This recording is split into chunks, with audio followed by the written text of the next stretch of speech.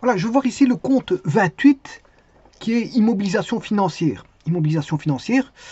Euh, donc, attention de ne pas confondre. Je vous le dis tout de suite, il y a déjà un point de vue à prendre en compte. Il ne faut pas, on va dire, il faut faire un distinguo. Ne pas confondre, en d'autres termes, voilà, titre de participation et titre de placement. Attention à ça. Il faut bien faire le distinguo entre titre de participation et titre de placement. Bon, donc je vais voir les immobilisations financières du compte 28. Alors, les immobilisations financières, ce sont des prises de participation dans d'autres sociétés. Bon, une société peut être en contact avec d'autres sociétés et prendre des participations dans d'autres sociétés. Pourquoi pas? Elle peut avoir des liens, on va dire, naturels avec des autres sociétés.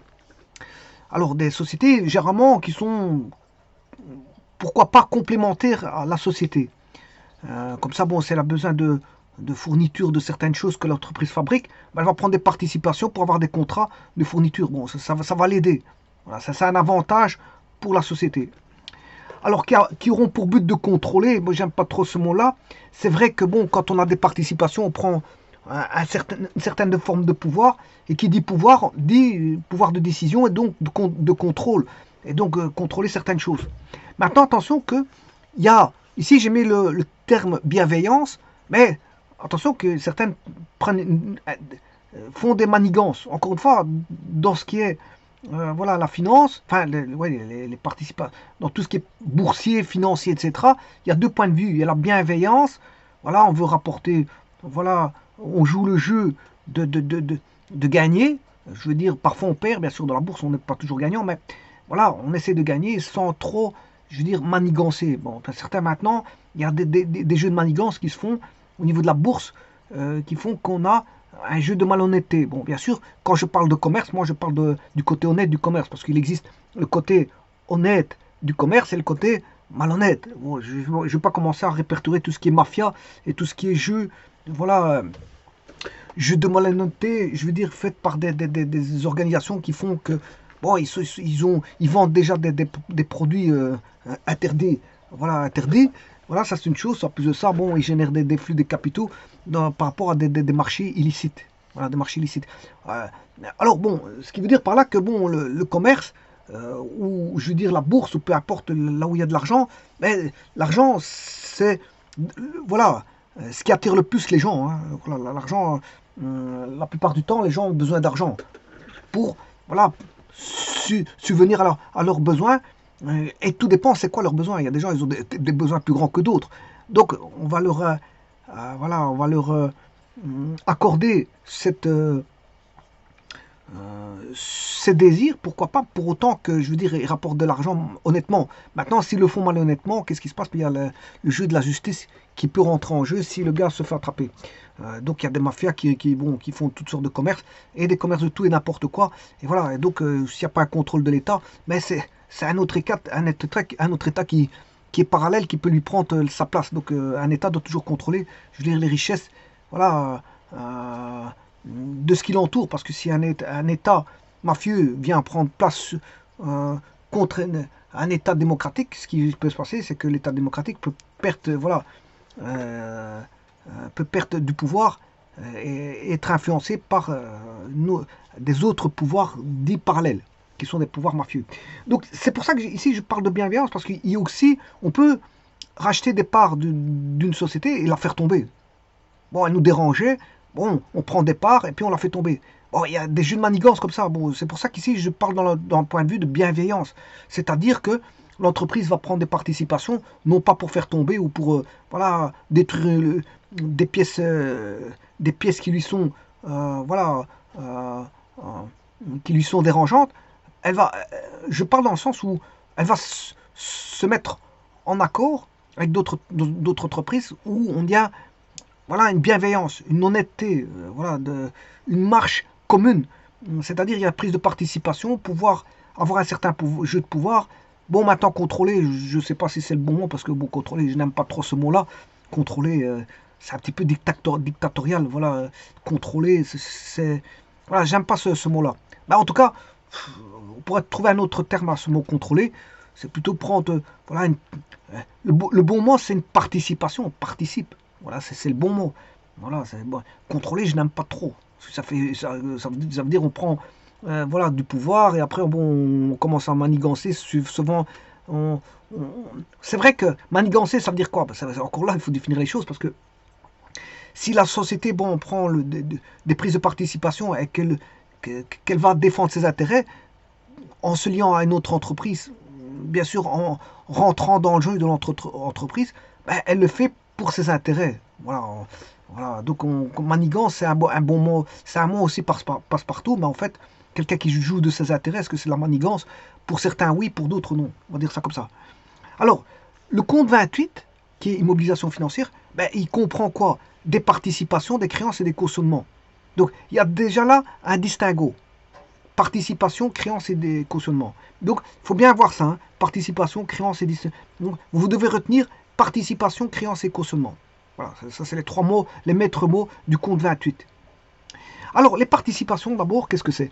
Ben, ce sont des droits détenus par l'entreprise dans d'autres sociétés. Alors, c'est des droits par rapport à une société ou plusieurs sociétés. Elle peut être en contact avec plusieurs sociétés en prenant, voilà, prenant des participations, prenant part à d'autres sociétés, en vue de créer un lien. Ben ça d'office, parce que s'il y a une intercommunication par participation, c'est qu'il y a un lien, on va dire, on essaie de le faire durer, donc un lien durable avec les autres entreprises. Et exercer, voilà, une forme de pouvoir, d'influence dans ces sociétés. Mais attention que, bon, pour avoir les pleins pouvoirs, il faut beaucoup de participation. On va dire ça comme ça. Bon, ça dépend des pourcentages de participation qu'on a. Bon, les droits, il s'agit ici sont représentés par des actions. Vous voyez, les droits, ce sont des actions. Donc, une société, c'est les majoritaires à 50%, c'est lui qui a le maître mot, c'est lui qui peut influencer le plus, contrairement à quelqu'un qui a deux actions. Hein. Celui qui a deux actions, bon, effectivement, l'entreprise, bon, il participe au jeu de l'entreprise, mais c'est pas sa société, puisqu'il a que deux actions. Alors, contrairement à quelqu'un qui a des millions d'actions à côté, entre deux actions et des millions d'actions, qu'est-ce qui pèse le plus? C'est pas celui qui a deux actions qui va faire dire sa loi. Il va pas arriver dans la société en disant bon, il faut faire ça, ça, ça. Quoique, bon, quelqu'un qui a deux actions, il peut quand même, voilà, quand il y a l'Assemblée générale des actionnaires, il peut dire des mots. Maintenant, s'il dit des choses intéressantes pour modifier certains points de vue de la société, pourquoi pas investir ou faire des... Voilà, ce côté-là, il faut plutôt le développer comme ça, comme ça, comme ça. Voilà, et puis lancer une machine à idées. Voilà, l'Assemblée générale peut être ça. Ouais, je vous rappelle que une société, le but principal, c'est de faire du profit. Hein. C'est de faire du profit. Maintenant, on essaie de mettre des idées en place pour essayer de générer du profit. Parce que le profit, ça ne se génère pas comme ça. Je veux dire, ça tombe pas du ciel avec une baguette magique. Ouais, donc il faut des idées à mettre en place. Est-ce qu'il faut de l'investissement? Est-ce qu'il faut voilà, des machines? Est-ce qu'il faut des détachements d'usines? Est-ce qu'il faut voilà, améliorer certaines choses? Le personnel, il n'est pas content. Comment le rendre content pour qu'il soit plus productif? Voilà. Et ainsi de suite. Il y a d'innombrables idées qui peuvent jaillir, faire en sorte que la production, les rendements soient importants. Et donc, ça va générer des flux de profit importants. Donc ici, les droits de participation sont représentés ici par des actions. Alors, les fonds investis, généralement, toutes les sociétés ont des actions. Elles ont des actions en bourse. La plupart des sociétés, je veux dire, mine de rien, même parfois des... voilà... bon, des petites sociétés ont des... Voilà, ça dépend le revenu. Quand ils ont beaucoup de revenus, ils peuvent remiser. C'est comme un jeu, on remise... voilà, ces revenus, une partie de ces revenus, on peut les remiser dans des actions de telle société en regardant, bien sûr, ce qui se passe en bourse. Voilà, on regarde ce qui se passe si les actions remontent ou diminuent, etc. Et à partir de là, à partir de ce jeu-là, comment faire fructifier en plus, générer en plus des revenus par rapport à d'autres sociétés. Donc une société va faire des placements, voilà, au travers d'autres sociétés. Pourquoi pas?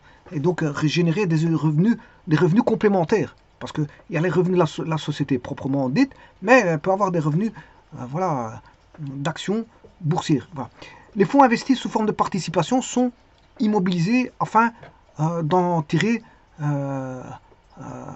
davantage, enfin de tirer des avantages pour l'exploitation. de tirer des avantages pour l'exploitation. Même ainsi, l'entreprise peut obtenir des contrats de la société. Voilà, ça c'est un avantage, par exemple. Bon, elle se lie à une société par des liens de participation, et donc elle peut obtenir des contrats de la société dont elle possède une partie plus ou moins importante des actions. Donc elle peut, voilà, commercer un peu plus et avoir son mot à dire et son influence. Voilà. Par exemple, une telle société veut vendre à l'extérieur de, voilà, de la marchandise, enfin des matières premières, ben, la société qui est liée par participation va dire, bon, ça j'en ai besoin pour ce mois-ci, tu me les vends pour moi, et pour l'autre, la tierce partie, ben, on regardera comment tu pourras faire. Voilà, tu le livres d'ici 3 mois ou 4 mois, mais c'est d'abord moi. Parce qu'il y a un lien d'influence, on peut, je veux dire, générer des liens, voilà, de coopération, mais des liens d'entraide, mais des liens mutuels qui seraient avantageux pour celui qui a des titres de participation et qui peut influencer la société. Voilà. Et ça, c'est des avantages d'avoir des participations sur notre société qui est intéressante vis-à-vis de la contrepartie. Remarque, dans les entreprises individuelles, les prises de participation sont rares. Bon, c'est pas parce qu'elles sont rares qu'il n'y en a pas. Voilà. Étant donné l'importance des capitaux nécessaires à la réalisation de telles opérations, par contre, elles sont fréquentes dans le chef des sociétés anonymes. Bon, mais il y a des entreprises individuelles qui marchent très bien, je vous le dis tout de suite. Enfin, c'est vrai que quand on dit individuel, généralement, une entreprise individuelle, c'est bon. Il y a des entreprises avec une dizaine de personnes. Bon, ils ont des actions, ils ont des parts, ils ont des capitaux, ils ont des capitaux pour pouvoir investir ailleurs. Avec 10 personnes, parfois, ils génèrent du flux important et ils peuvent jouer en bourse. Bon, voilà. Maintenant, c'est vrai qu'un individu tout seul, s'il fait du chauffage, ou voilà. Bon, une habitation, une entreprise de construction, c'est jamais individuel. Hein. Si le patron il est seul, peut-être, il y a des entreprises, je veux dire, comment ce qu'on appelle, d'indépendants. Mais un indépendant, il ne monte pas tout seul une maison. Hein. Il s'allie toujours, même s'il fait du noir, il aura toujours du personnel autour de lui. Donc il va générer, il va effectuer des travaux en fonction de, il va générer du flux d'entrée, donc des revenus, Donc non, une société de toiture, c'est rare quand c'est tout seul. Je vois mal un type monter tout seul dans le toit et faire tout, remonter, descendre, voilà. Donc il y a des points de vue où les entreprises, elles sont dites individuelles, mais bon, elles sont entourées de personnes. Voilà, comment est-ce qu'on appelle ça, des sous-traitants, voire parfois il y a du personnel au noir. Mais ça, bon, c'est vrai que c'est interdit, mais ça existe souvent dans le milieu du bâtiment où, je veux dire, on a besoin de personnel et je veux dire, on n'a pas. Et les gens, ils n'ont pas envie de payer, je veux dire, voilà, trop de charges. Donc ils vont mettre un minimum de personnes. Maintenant, ils ne vont pas mettre tout le monde en noir parce qu'à ce moment-là, ça devient dangereux pour l'entreprise même. Voilà, parce que là, si quelqu'un veut jouer avec du noir, il doit le faire, je veux dire, de manière discrète et pas commencer à faire du noir en gros. Voilà, on va dire ça comme ça. Mais voilà, on va dire ça comme ça, mais je veux dire, il y a des petites sociétés aussi qui jouent en bourse. Hein. Je veux dire, voilà, maintenant en individuel, je sais pas, mais disons que c'est plus rare, parce que bon, c'est une question d'avoir de l'argent et de pouvoir placer des grosses quantités de sommes d'argent, et pour avoir un certain pouvoir dans d'autres sociétés. Bon, c'est surtout ça. Bon, les créances. Bon, ça c'était pour les participations. Les créances, qu'est-ce que c'est? On pour but de soutenir durablement l'activité d'une entreprise, au travers d'obligations et de prêts. Ouais, c'est des prêts accordés. Donc là, c'est au travers d'obligations et de prêts, les créances. Alors les cautionnements sont versés par l'entreprise à des tiers à titre de garantie. Donc ça, c'est au travers des cautions. Ouais. Alors, les immobilisations financières, la rubrique est subdivisée comme suit. On a les entreprises liées. Alors pour les entreprises liées, on a participation créance. Pour les autres entreprises avec lesquelles il existe un lien de participation, il y a toujours participation-créance. Par contre, pour les autres immobilisations financières, il y a actions, autres créances et cautionnements versés en numéraire. Ah, donc, c'est comme ça qu'il y a comment c'est subdivisé. Entreprises liées, autres entreprises avec lesquelles il existe un lien de participation et autres immobilisations financières. Et là, vous voyez qu'il y a entreprises liées, il y a participation-créance, autres entreprises avec lesquelles il existe un lien de participation-créance, et autres immobilisations financières, il y a actions, et autres créances et cautionnements versés en numéraire. Alors, immobilisation, toujours dans les immobilisations financières. Remarque, il ne faut pas confondre, j'ai remarqué 2 fois la même chose, mais enfin bref, il ne faut pas confondre Titre de participation, titre de placement, c'est ce que je vous ai dit au départ. Dès le départ, je vous avais dit ça, il ne faut pas confondre l'un et l'autre, ou l'un ou l'autre. Voilà. Les titres de placement ne sont acquis qu'à titre de placement de fonds temporaires disponibles. Ils sont repris dans la rubrique placement de trésorerie. D'autre part, les titres de revenus de participation sont enregistrés au compte 750, produit des immobilisations financières. Les revenus de titres de placement sont enregistrés au compte 751, produit des actifs circulants.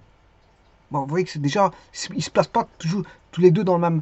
Il y en a un, titre de participation, c'est dans 750, et titre de placement, c'est dans 751. Voilà, ça, c'est déjà deux choses. Mais voilà, les titres de placement ne sont acquis qu'à titre de placement de fonds temporaires disponibles. Ils sont repris dans la rubrique placement de trésorerie. Voilà. Alors, on a les entreprises liées. Ce sont des entreprises dans lesquelles les participations représentent 50% ou plus du capital de l'entreprise qui les a émis. Voilà. Ce sont des entreprises dans lesquelles les participations représentent 50% ou plus du capital de l'entreprise qui les a émis. Les entreprises avec qui il existe un lien de participation sont des entreprises dans lesquelles les participations représentent au moins 10% du capital de l'entreprise qui les a émis. Ouais. Donc, vous voyez que là, les entreprises liées ont plus de pouvoir que les entreprises avec lesquelles il existe un lien de participation. Donc, on les distingue l'un et l'autre. Je vous remercie.